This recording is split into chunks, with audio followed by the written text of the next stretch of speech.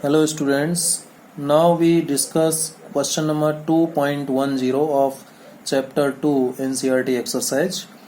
What is there in this question? 2.10 ये question है.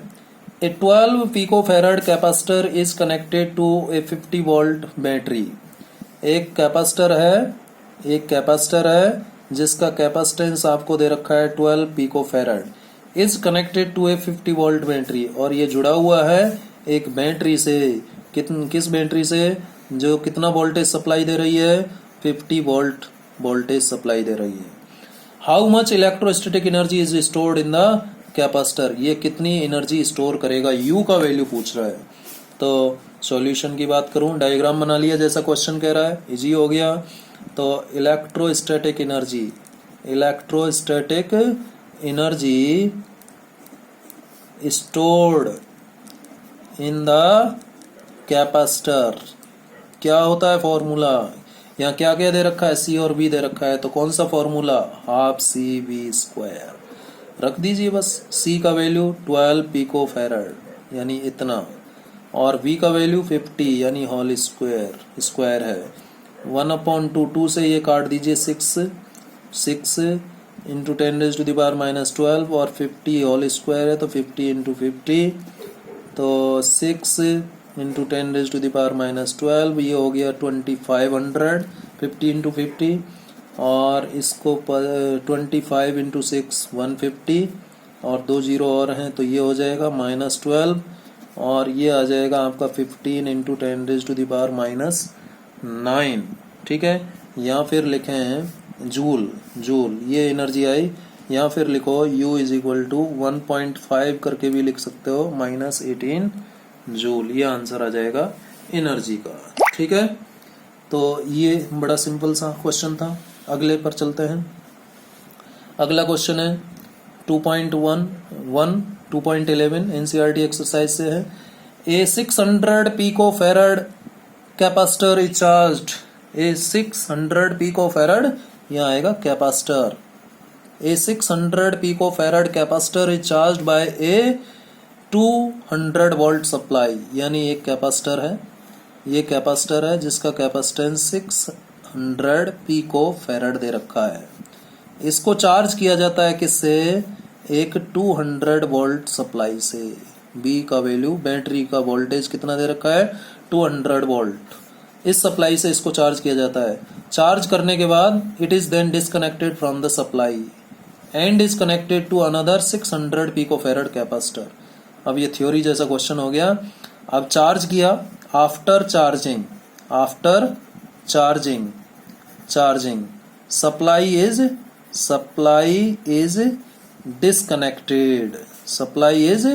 disconnected and the charged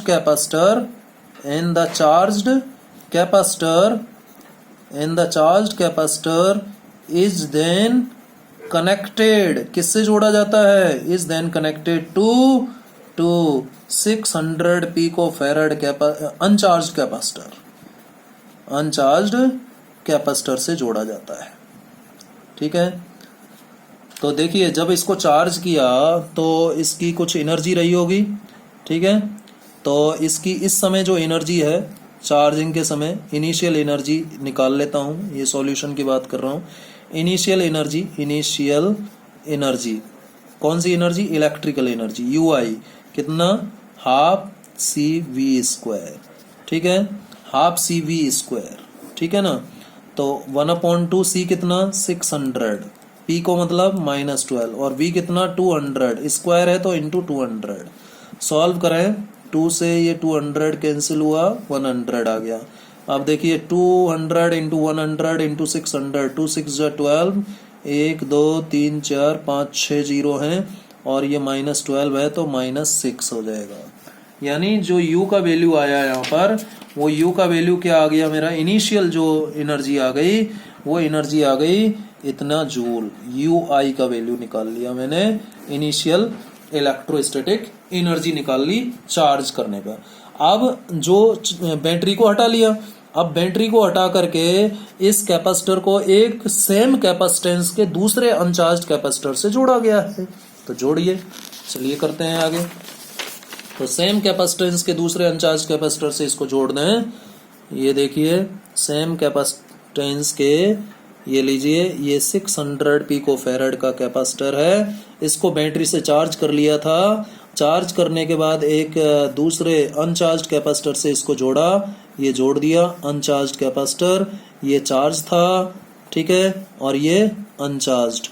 अब मैंने आपको बताया था कि जब चार्ज कैपेसिटर को अनचार्ज कैपेसिटर से जोड़ते हैं तो जो चार्ज है Q, वो Q/2 और Q/2 यानी बराबर हिस्सों में बट जाएगा, बराबर हिस्सों में बट जाएगा। इसके पास चार्ज कितना था? Q। जब चार्ज किया, बैटरी से चार्ज किया तो कितना चार्ज आ गया? मान लीजिए Q आ गया। अब जैसे ही इसको अनचार्ज कैपेसिटर से जोड़ा बैटरी हटा करके, तो चार्ज बढ़ जाएगा इनका। और जो पोटेंशियल होगा, now potential will be common potential, will be defined और टर्म्ड एज कैसे? पोटेंशियल को क्या बोला जाएगा? टर्म्ड एज कॉमन पोटेंशियल, क्योंकि अब दो कैपेसिटर हो गए। Common potential of system of two capacitors, दो कैपेसिटर्स के सिस्टम का कॉमन पोटेंशियल हो गया। अब कॉमन पोटेंशियल क्या होता है? ये जो कॉमन पोटेंशियल है V क्या होता है? हमने पढ़ा था C1V1 plus C2V2 upon C1 plus C2, ये फॉर्मूला पढ़ा था। लेकिन सेकंड कैपेसिटर क्या है? अनचार्ज्ड है। तो सेकंड कैपेसिटर अनचार्ज्ड है तो V2 क्या होगा? 0 होगा या नहीं? फॉर अनचार्ज्ड कैपेसिटर का मैंने आपको थ्योरी में बताया था, पोटेंशियल क्या होता है? 0। तो कॉमन पोटेंशियल क्या आ जाएगा? C1V1 C2V2, ये तो 0 हो जाएगा क्योंकि V2 0 है, अपॉन C1 प्लस C2। ये फॉर्मूला हो गया कॉमन पोटेंशियल का। अब इसमें C1 क्या है? What is C1? C1 की वैल्यू रख दें। C1 कितना था? C1 600 पिकोफैराड, पिको मतलब इतना। और वोल्टेज कितना जोड़ा था? सप्लाई जो जोड़ी गई थी 200 वोल्ट से जोड़ा गया था, अपॉन ये V1 था ना, वोल्टेज जो जोड़ा गया था जिससे चार्ज किया गया था 200, और C1 कितना? 600 पिको फैराड, और C2 कितना? 600 पिको फैराड। जो अनचार्ज कैपेसिटर था उसकी कैपेसिटेंस भी वही। तो इसको अब सॉल्व कर लें, और V इज इक्वल टू, अब देखिए जरा, ऊपर हो गया 6 2 12 और 4 0, और ये 4 0 और ये -12, तो -8 हो जाएगा सिंपली। नीचे देखिए जरा, ये 600 इंटू 10⁻⁻12 कॉमन आएगा, अंदर 1 + 1 यानी ये हो जाएगा। भाई इसको नीचे वाले को मैं ऐसे लिख सकता हूँ ना, 2 × 600 इंटू 10⁻12 डबल है ना ये, इसलिए। तो 12 × 10⁻8 अपॉन ये 1200 आएगा, और -12 है तो ये -10 हो जाएगा। ठीक है, 12 से 12 कैंसिल हुआ, और 10⁻8 ऊपर है ही, और नीचे से -10 जाएगा तो +10, और ये माइनस, ये कितना बच जाएगा? 100 वोल्ट। यानी जो कॉमन पोटेंशियल आ गया वो 100 वोल्ट आ गया। कॉमन पोटेंशियल कितना आ गया? 100 वोल्ट आ गया। अब जो हमें निकालना क्या है? एनर्जी लॉस्ट निकालना है इसमें। भाई कह रहा है क्वेश्चन में, how much electrostatic energy is lost in the process. ठीक है, तो लॉस्ट निकालने के लिए फाइनल भी तो चाहिए हमें। देयरफॉर UF फाइनल जो इलेक्ट्रोस्टैटिक एनर्जी होगी वो total capacitance half CV², formula लगा रहे हैं, C की जगह टोटल कैपेसिटेंस और V की जगह कॉमन पोटेंशियल आएगा, ध्यान रखिएगा। तो UF 1/2, C1 कितना? 600 पिको फैराड, C2 कितना? 600 पिको फैराड, ठीक है, इंटू V कितना? 100, और इसका होल स्क्वायर मतलब 2 बार आ जाएगा। ठीक है, सॉल्व कर लें तो ऊपर वाला ये डबल हो जाएगा, 2 × 600 इंटू 10⁻12 अपॉन 2, ठीक है, इंटू 100 सॉल्व करना सबको आता ही है ना। 2 से 2 कैंसिल हो गया, 6 आया यहाँ पर, 1 2 3 4 5 6 0 है, तो -6 जूल आ गया। UF आ गया इतना, और UI क्या आया था हमारा? UI आया था 12 × 10⁻6 जूल। तो डेल्टा U क्या हो गया? Energy lost therefore energy loss delta U बराबर होगा you I minus U F. अब यहाँ पर डेल्टा यू, यू आई क्या था 12 इंटू 10⁻⁻6 था, और यू एफ कितना है 6 इंटू 10⁻⁻6। अब देखिए कॉमन आ रहा है 10⁻⁻6, अंदर बचेगा 12 माइनस 6, तो 6 इंटू 10⁻⁻6 जूल इतनी एनर्जी लॉस्ट हो जाएगी in the form of heat and radiation. तो ये फाइनल आंसर हमारा आ गया। ठीक है, चलिए इससे आगे वाला क्वेश्चन करते हैं। इससे आगे हम एक क्वेश्चन छोड़ दिए थे पहले 2.3, इसकी भी बात कर लेते हैं।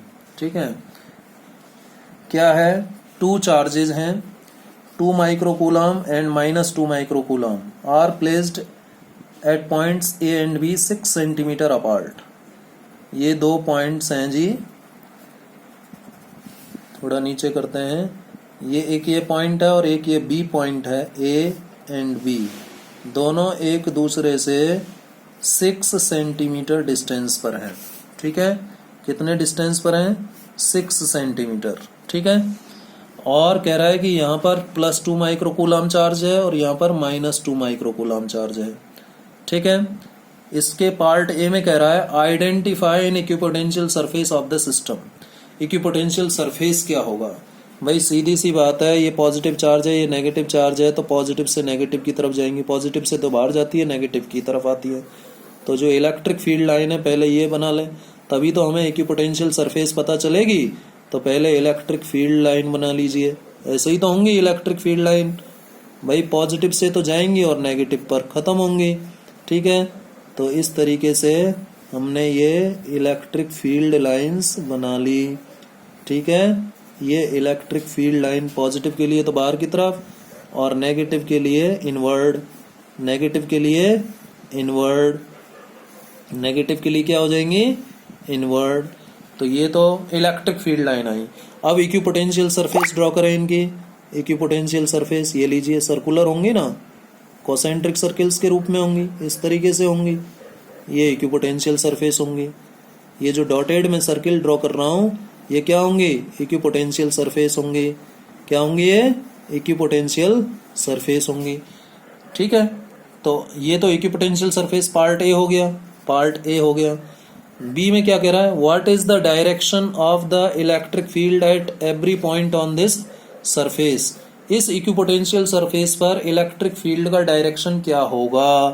तो इलेक्ट्रिक फील्ड का जो डायरेक्शन होगा पार्ट बी की यदि मैं बात करूं, the direction of electric field, direction of electric field मैंने आपको बताया था इज ऑलवेज, ऑलवेज क्या बताया था, परपेंडिकुलर, ऑलवेज परपेंडिकुलर, किसके, always perpendicular to equipotential surface. Equipotential surface के हमेशा क्या होता है, परपेंडिकुलर होता है। ठीक है, क्लियर है। तो यदि मान लीजिए ऐसे इक्विपोटेंशियल सरफेस है तो इलेक्ट्रिक फील्ड इस तरफ होगा या इस तरफ होगा, ये यदि इक्विपोटेंशियल सरफेस है तो। ठीक है, क्लियर है। तो ये क्वेश्चन रह गया था तो इसको भी हमने कर लिया। ठीक है, एक एग्जाम्पल और दे रखा है आपकी एनसीईआरटी में, उसको भी हल्का सा देख लो। एक पहले वाले कॉन्सेप्ट पर बेस्ड है हालांकि। एग्जाम्पल 2.7 कह रहा है एक comb run through one's dry hair attract small bits of paper। एक कॉम्ब यानी कंगा जब घुमाया जाता है बालों के अंदर से, कैसे बालों के अंदर से, सूखे बालों के अंदर से, जब मतलब बालों से रगड़ा सूखे बालों से कंगे को, और वो छोटे छोटे टुकड़ों को, किसके, कागज के टुकड़ों को फिर अट्रैक्ट करने लगता है। क्यों, फ्रिक्शन की वजह से।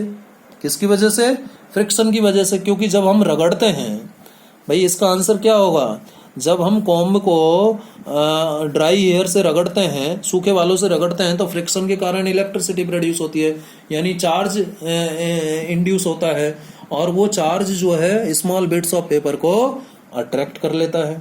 ठीक है, लेकिन यदि कह रहा है what happens if hair is wet और if it is a rainy day, यदि बाल गीले हैं या बरसात का दिन है तो क्यों ऐसा क्यों नहीं होता? क्योंकि जब बाल गीले हैं या बारिश का मौसम है तो नमी होगी और उस वजह से क्या होगा, फ्रिक्शन रिड्यूस हो जाएगा। फ्रिक्शन क्या हो जाएगा, रिड्यूस हो जाएगा। ठीक है, फ्रिक्शन किसके बीच का, फ्रिक्शन बालों और कंघे के बीच का फ्रिक्शन रिड्यूस हो जाएगा। और फिर क्या, ये कंघे को चार्ज नहीं कर पाएंगे बाल, और जब कंघा चार्ज नहीं होगा तो फिर वो अट्रैक्ट नहीं कर पाएगा किसको, पीस ऑफ पेपर्स को। पार्ट बी देखते हैं, समझ में आ गया होगा ये। बी देखते हैं, ordinary rubber is an insulator. सामान्य जो रबड़ होती है वो इंसुलेटर होती है। But special rubber tyre of aircraft are made slightly conducting. लेकिन जो स्पेशल रबर टायर हैं एयरक्राफ्ट के, हवाई जहाजों के जो पहिए के टायर हैं वो कंडक्टिंग बनाए जाते हैं। ऐसा क्यों जरूरी है? क्योंकि भाई हवाई जहाज जब टेक ऑफ और लैंड करता है तो बहुत स्पीड में होता है। तो जब स्पीड में होता है तो जमीन से रगड़ खा करके फ्रिक्शन मतलब प्रोड्यूस होगा, और जब फ्रिक्शन प्रोड्यूस होगा तो उसमें चार्ज एक्यूमुलेट इंड्यूस हो जाएगा पहिए के अंदर। अब यदि वो कंडक्टिंग नहीं है तो वो ब्लास्ट हो जाएगा स्पार्क होकर के, और यदि कंडक्टिंग है तो वो कहाँ चला जाएगा, ग्राउंड में चला जाएगा। इसलिए कंडक्टिंग बनाए जाते हैं जिससे कि जो भी चार्ज इंड्यूस हुआ पहिए के अंदर, एक्यूमुलेट हुआ, वो इमीडिएटली कहाँ चला जाए, ग्राउंड में चला जाए। इसलिए हम जो हवाई जहाज के पहिए हैं, एयरक्राफ्ट के जो पहिए हैं, उनको स्लाइटली कंडक्टिंग बनाते हैं। सी पार्ट देखते हैं, व्हीकल केयरिंग इनफ्लेमेबल, ज्वलनशील पदार्थ जो व्हीकल ले जाते हैं, ठीक है, inflammable material usually have metallic rods touching the ground during motion. ठीक है, तो इसका रीजन भी लगभग बी पार्ट जैसा ही है। क्यों? क्योंकि जब व्हीकल जिसमें ज्वलनशील पदार्थ भरा हुआ है तो उसके नीचे मेटेलिक रॉड यदि ग्राउंड को टच करते हुए नहीं लटकाएंगे, क्यों नहीं लटकाएंगे तो क्या होगा भाई, वो फ्रिक्शन जो प्रोड्यूस होगा, फ्रिक्शन प्रोड्यूस होगा जिससे कि वो चार्ज स्टोर करेगा।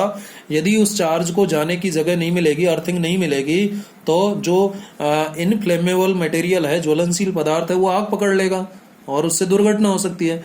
तो इसलिए जो भी चार्ज एक्यूमुलेट हुआ, इंड्यूस हुआ, उसको ग्राउंड तक पहुंचाने के लिए, अर्थ तक पहुंचाने के लिए मेटेलिक रॉड्स लटकाई जाती हैं जो कि हमेशा ग्राउंड को टच किए हुए रहती है जब भी वो व्हीकल मूव करता है। तो ठीक है, अब लास्ट इसका question, a bird perches on a bare high power line. एक पक्षी जब बैठता है किस पर, एक नंगी हाई पावर लाइन पर, नंगी मतलब उस पर इंसुलेशन नहीं है, ऐसे तार पर जब वो बैठता है, ठीक है, तो वेयर हाई पावर लाइन पर जब वो बैठता है तो उस पक्षी को कुछ नहीं होता है। ठीक है, थोड़ा सा पंखों को हिलाएगा और फिर आराम से बैठा रहेगा। लेकिन ए मैन, एक व्यक्ति, ए मैन, ये दूर दूर है, अमन नहीं है, ए मैन एक व्यक्ति standing on the ground touches the same line.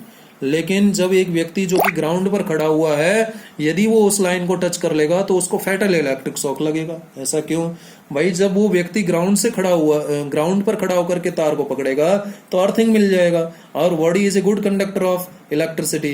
तो अर्थिंग मिलते ही पोटेंशियल डिफरेंस जब जैसे ही आएगा तो इलेक्ट्रिक शॉक लगेगा, फैटल इलेक्ट्रिक शॉक। लेकिन पक्षी जो कि तार पर बैठा हुआ है, उसके तो पूरे शरीर का कुछ ही सेकंडों में पोटेंशियल सेम हो जाता है। शुरू में पंख इसलिए फड़फड़ाता है क्योंकि थोड़ा सा चेंज आता है पोटेंशियल में, ठीक है, लेकिन विद इन सेकेंड्स उसका पोटेंशियल सरफेस का, उसके शरीर का पोटेंशियल वही हो जाता है जो कि वायर का पोटेंशियल है।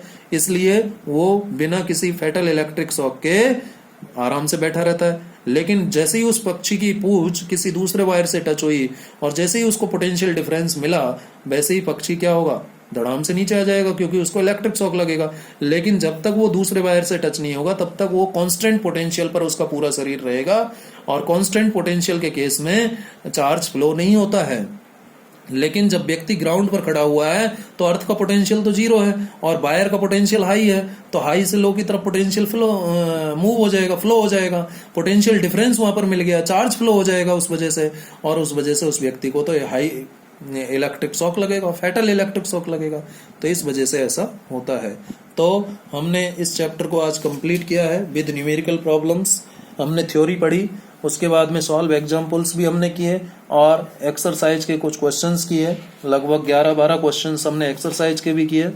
ठीक है, उम्मीद रखता हूँ कि आपको बहुत अच्छे से समझ में आया होगा। और अब हम नेक्स्ट वीडियो में स्टार्ट करेंगे chapter 3, that is current electricity. Chapter 1 और 2 में तो चार्ज स्टेशनरी था, लेकिन चैप्टर 2 में अब चार्ज को पैर लग जाएंगे, चलना शुरू करेगा। अब जब चार्ज चलना शुरू करेगा तो बहुत सारे इफेक्ट आएंगे। आप जानते हैं कि जब बच्चा जन्म लेता है तो शुरू में जब तक वो पैर नहीं लेता है तब तक तो घर में शांति सी रहती है, लेकिन जैसे ही बच्चे को पैर पर चलना शुरू करता है तो बच्चा तोड़ फोड़ करना शुरू कर देता है। तो उसी तरीके से जब चार्ज जब तक स्टेशनरी था तो हम केवल इलेक्ट्रिक फील्ड की बात कर रहे थे, और जब चार्ज मूव करने लग जाएगा तो डेफिनेटली इलेक्ट्रिक इफेक्ट के अलावा कोई दूसरा इफेक्ट भी आएगा, उसकी हम स्टडी करेंगे अगले चैप्टर्स में। तो चैप्टर 3 जो कि करंट इलेक्ट्रिसिटी है उसकी हम बात करेंगे नेक्स्ट वीडियो से। धन्यवाद।